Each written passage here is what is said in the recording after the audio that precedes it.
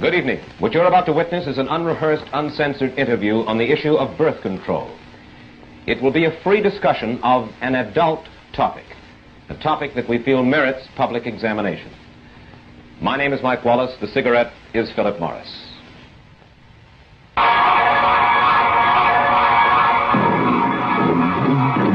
New Philip Morris, probably the best natural smoke you ever tasted, presents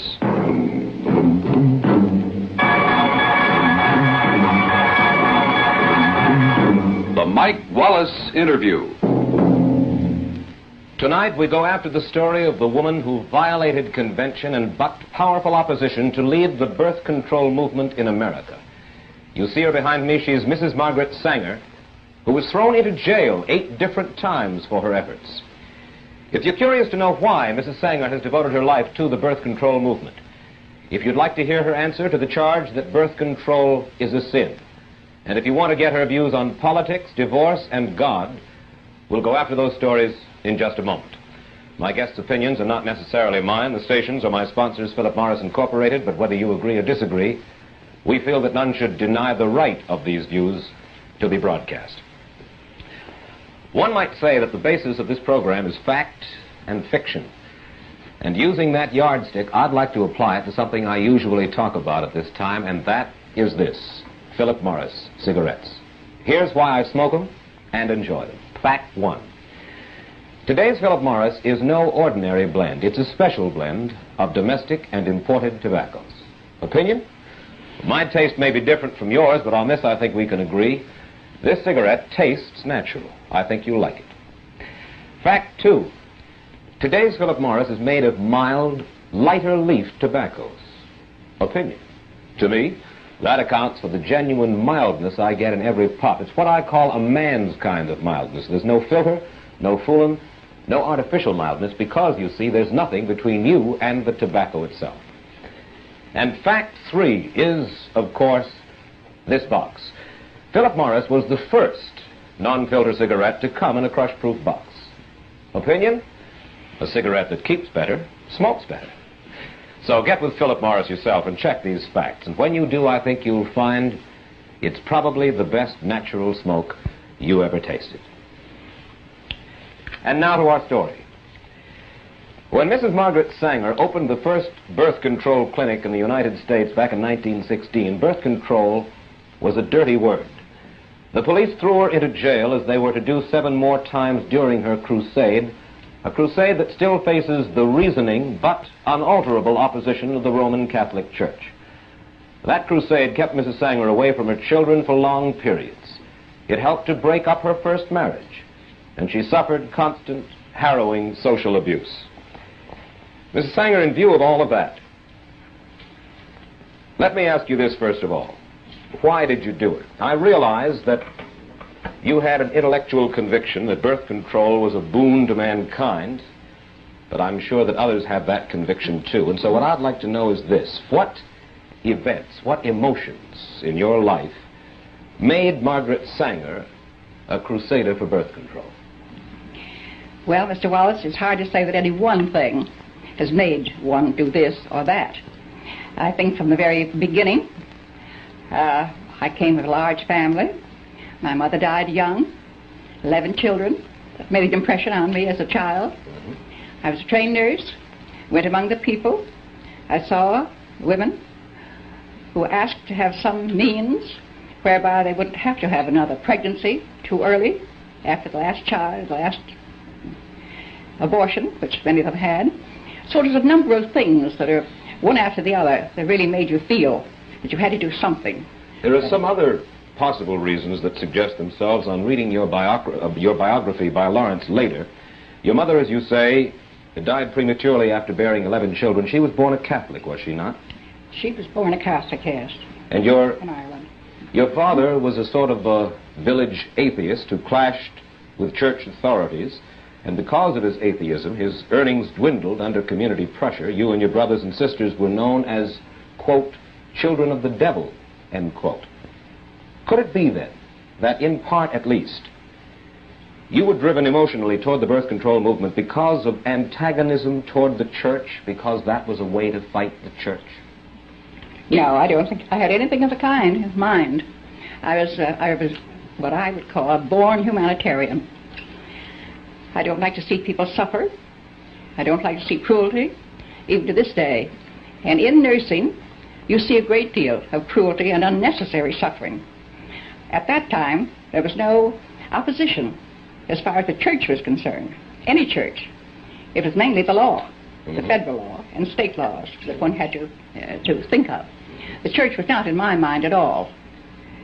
Well, in going after your motive, then, and I will press you just a little bit more about that and then get to the specifics of this evening, but in your motive, in the movement, is it possible that the movement itself, the feeling of wanting to do anything that you felt was important, that perhaps that moved you a good deal? Because the fact remains that you led a movement against overwhelming pressures that stemmed back for centuries, and in doing so, according to your autobiography, you even left your first husband. And you wrote this to a friend, Mrs. Sanger. You said, "Where is the man to give me what the movement gives in joy and interest and freedom?" Now, what was this joy, this freedom that you craved?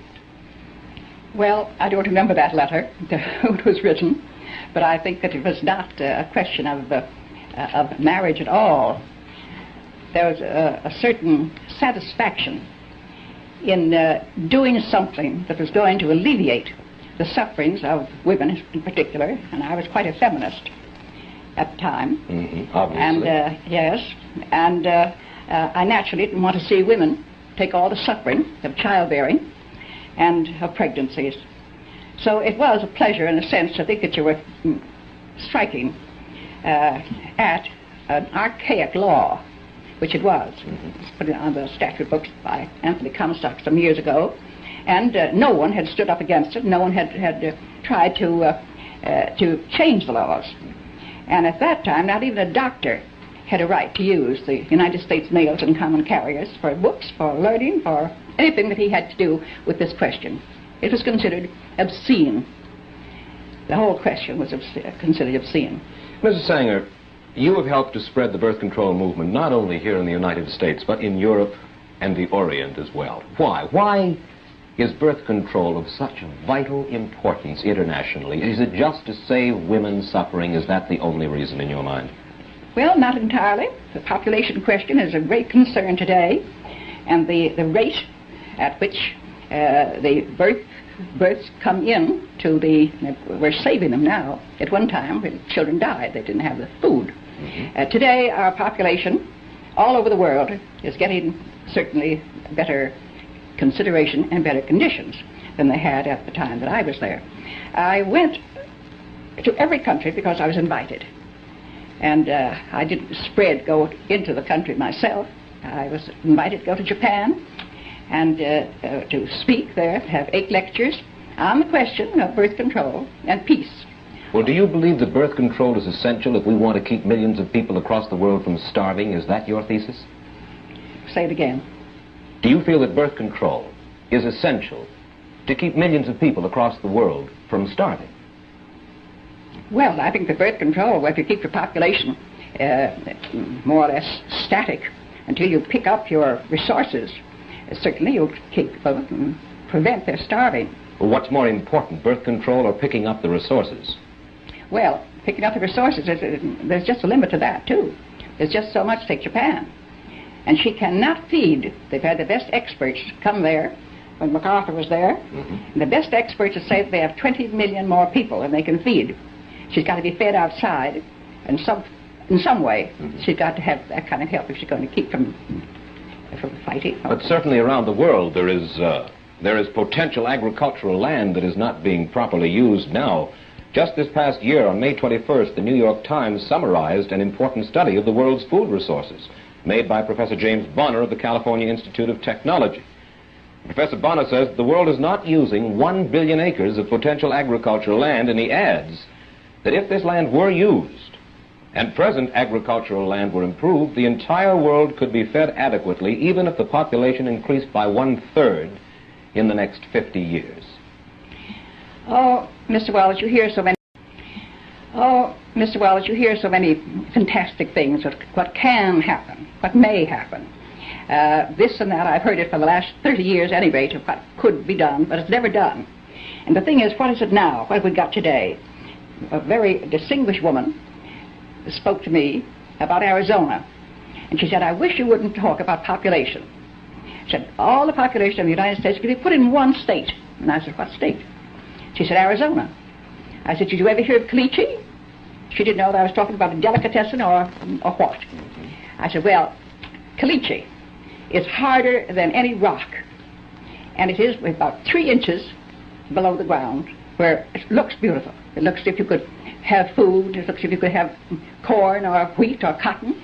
But as a matter of fact, you have to dynamite caliche out of the ground in order to have a little shrub, have a little grass or a few flowers. So many problems that when it comes to that. And the demographers, I never heard of anyone that would agree with that we could have another in the world. Another third. Well, you say that originally the opposition was in all law, and you had to fight against that. Today, your opposition stems mainly from where? From what source? Well, I think that the opposition is mainly from the hierarchy of the Roman Catholic Church. Of the Church. Well, now hierarchy. Of the hierarchy of the Church. You feel that the parishioners themselves, the lay people in the Church, are not against birth control? I feel they come to all of our clinics just the same as the non-Catholics do. Exactly the same. Well, let's look at the official Catholic position, opposition to birth control. I read now from a church publication called The Question Box. In forbidding birth control, it says the following. It says, the immediate purpose and primary end of marriage is the begetting of children. When the marital relation is so used as to render the fulfillment of its purposes impossible, that is by birth control, it is used unethically and unnaturally. Now, what's wrong with that position? Well, it's very wrong. It's not normal. It's not, it has the wrong attitude toward marriage, toward love, toward the relationships between men and women. Well, the natural law, they say, is that, first of all, the primary function of sex in marriage is to beget children. Well, do you disagree with that? I disagree with it 100%. Your feeling is what, then? My feeling is that love and the attraction between men and women, in many cases, the very finest relationship, has nothing to do with bearing a child. It's secondary. Many, many times we know that. You see your birth rate, you talk to people who have very happy marriages and they're not having babies every year. Yes, I think that's a celibate attitude. Surely. A celibate attitude, but you agree that Catholicism, according to the tenets of Catholicism, they rule that birth control violates not only the Church's position, it isn't the Church's position, but they say that it violates a natural law, as I have just explained. Therefore, birth control is a sin, no matter who practices it. Now, the violation of the natural law, according, you certainly can take no issue with the natural law as the hierarchy of the Catholic Church regards it. Well, I certainly do take issue with it. And I think it's untrue, and I think it's unnatural. Well, let me ask you... Everything bears it out that it's an unnatural attitude to take. And how do they know? I mean, after all, they're celibates. They don't know love. They don't know marriage. They know nothing about bringing up children or any of the marriage problems of life. And yet they speak to people as if they were God. Let me ask you this question. Suppose a healthy, a well-to-do couple decide for some reason never to have children, use birth control all their lives. Would you say that your methods are being misused, Mrs. Sanger? Now, if they were intelligent people and they had some reason for thinking of children as a responsibility, or some disease that they might have that they wouldn't like to pass on to a child, and I think it would be a very unselfish attitude for them to take if there is a disease. No, I say a healthy, well-to-do couple. A couple that just doesn't want children, and for that reason they use birth control all the way. Well, do you think that that is a misuse of your methods? I don't think it's a misuse. I think if they're intelligent adults, but they must know what they want. They must manage their lives themselves. And certainly there's nothing in birth control than there is in other things that you might deny yourself. I've asked you your motives a little while ago at the beginning of the program, your motives in working for birth control as hard as you have for as many years as you have. You reject the principal Catholic argument against birth control as being totally invalid. What do you think is the reason, the motive of the Church in forbidding birth control? You'd have to ask a Catholic that. I couldn't say what their motive is. Well, you couldn't say officially what their motive is, but you certainly must have an opinion about it, Mrs. Sanger. Well, I don't have much to do with the hierarchy. And I know that the people that come to our organization and want to have the same methods, or whatever it is that one can have to prevent a pregnancy, that those women will say to us, we ask their religion very often, and they say, I am a Catholic, I was raised in the Catholic Church. My church is wrong on this. This is the one thing. I will never be anything else, but my church is wrong on this one thing. And that is said over and over and over again. So what the motive is. But you won't hazard a guess. I don't care to. Thank you. May I ask you why? Now, I know that in private and actually in public discussions, I think, prior to this time, you have been willing to state your understanding of what the motives of the church are, and now you would rather remain silent. May I ask you why? Well, simply because I don't think that the church has changed in its attitude. Some of the hierarchy have changed their attitude. You can't say the same thing that you might have said a year ago or 2 years ago as to your belief or as to your opinion. Mm-hmm. And have you heard it said that the reason that the church is against birth control is because they want more Catholics? I've read it. Do you believe it? Well, if you read their papers, where they point out Boston, that's what has happened in Boston and Massachusetts. Mm-hmm. They have simply outbred the Protestants, and they in Boston and Massachusetts they have control. I've read that in their own papers. I see. Of course, the church's answer, and I read now from a pamphlet published by the Redemptorist Fathers in Missouri, says as follows. It says that point of view about wanting more Catholics is nonsense. Quote, the Catholic Church does not command Catholic husbands and wives to have even one child. The Church considers it more than normally meritorious for them to have no children if they mutually and perpetually give up the use of the marriage rite for the love of God. All right. I don't quote what they do. So I think that the question in my mind is that they do and order their own people to do as they wish. But I object to their having the same rules for people who are not the same religion. Well, they believe, you see, that it is a natural law, not a Catholic law, but a natural law, and therefore a sin not just for Catholics, but a sin for all peoples. And I think that there are other religious groups, the very, very Orthodox Jews feel the same way about birth control. Let's look at another argument against birth control, Mrs. Sanger, published in Red Book magazine in March of 1956. It says birth control is a devastating social force which tends to weaken the moral fiber of the community. Immunity from parenthood encourages promiscuity, particularly when unmarried persons can so easily avail themselves of the devices. Do you doubt that? I doubt it. You do? Certainly. Then let me read from a news story in the Philadelphia Daily News on June 10th, 1942. The story quotes you as urging the Women's Army Auxiliary Corps to give its members, quote, preventive measures against pregnancy, end quote. And you add, quote, abortion and illegitimacy are bound to result if the government doesn't recognize human nature, end quote. In other words, you were not advocating Christian morality, but rather ways for single women to avoid bearing illegitimate children. Where was this taken from? Philadelphia Daily News, June 10, 1942, direct quote from Margaret Sanger. I doubt it.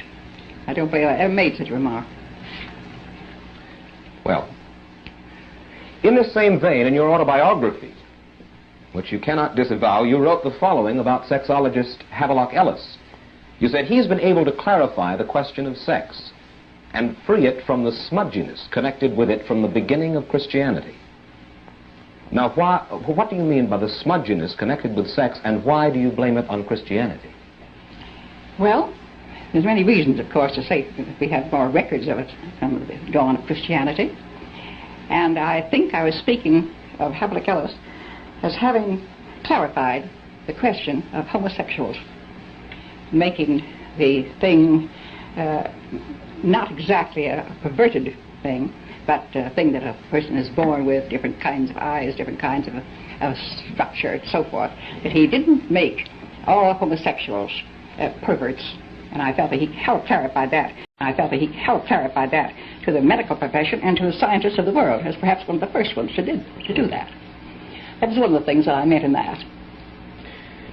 Mrs. Sanger, do you disagree that Catholics, or do you feel that Catholics should not have a right to have a say when a city administration contemplates spending their tax dollars on birth control or the dissemination of birth control information, something that Catholics believe is sinful? If they have a right to say what they... Do you feel that they don't have a right to have a say when a city administration contemplates spending their tax dollars on birth control? For instance, here in New York, Catholics comprise about 45% of our population. They're the largest single group. Well, don't you think they should have the democratic right to lobby against having their money spent, their tax money spent, for something that they consider evil? Well, I suppose they have a right. They certainly do it. But so have the others. They're only 45% of the population. That is not the majority. But they have a right to get up and... Certainly. I'd have no objection to their having them say that, but I think we should have the same right. I say we, I mean non-Catholics. Well, of course, this is a little bit at variance with something that you told our reporter earlier this week. You said earlier this week, it's not only wrong, it should be made illegal for any religious group to prohibit dissemination of birth control, even among its own members. In other words, you would like to see the government legislate religious beliefs in a certain sense. Where these strange things come to, that I said them is what I should like to know when. Well, now, you know that my reporter spent a good deal of time with you. He's a very accurate young man. Yes. And this is a specific quote. Well, I don't think I said it quite that way. What are your religious beliefs, Mrs. Sanger? Do you believe in a God in the sense of a divine being who rewards or punishes people after death? Well, I have a different attitude about the divine. I feel that we have divinity within us, and the more we express the good part of our lives, the more the divine within us expresses itself. I suppose I would call myself an Episcopalian by religion, and there's many other. If you've traveled around the world, you get quite a bit of the feeling of all religions have so much alike in the divine part of our own being. And I suppose you just couldn't put that in a book, or you couldn't put it into a phrase or a sentence. Do you believe in sin? When I say believe, I don't mean believe in committing sin. Do you believe there is such a thing as sin? Well, I think the greatest sin in the world is bringing children into the world that have disease from their parents, that have no chance in the world to be a human being, practically. Delinquents, prisoners, all sorts of things just marked when they're born. That, to me, is the greatest sin that people can commit.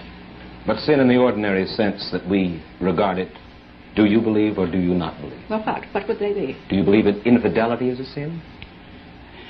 Well, I'm not going to specify what I think is sin. I've stated what I think is the worst sin. Yes, but then you asked me to say what, and I said what, and you refused to answer me? Yes, I don't know about infidelity. It has so many personalities to it, and what a person's own belief is. I couldn't generalize any of those things as being sin. Murder is a sin. Well, that's naturally a thing. Murder is a sin or not. It's a terrible act. In just a moment, Mrs. Sanger, I'd like to ask you about another social problem here in the United States, divorce. Nearly 400,000 couples get divorced in this country each year. And I'd like to get your views on the cause and possible prevention of this problem. We'll get Mrs. Sanger's answer to that question in just 60 seconds. One look at this cabin cruiser, and you'd know it's new. One puff of this cigarette, and you know it's new. It's Philip Morris, and you know by the taste.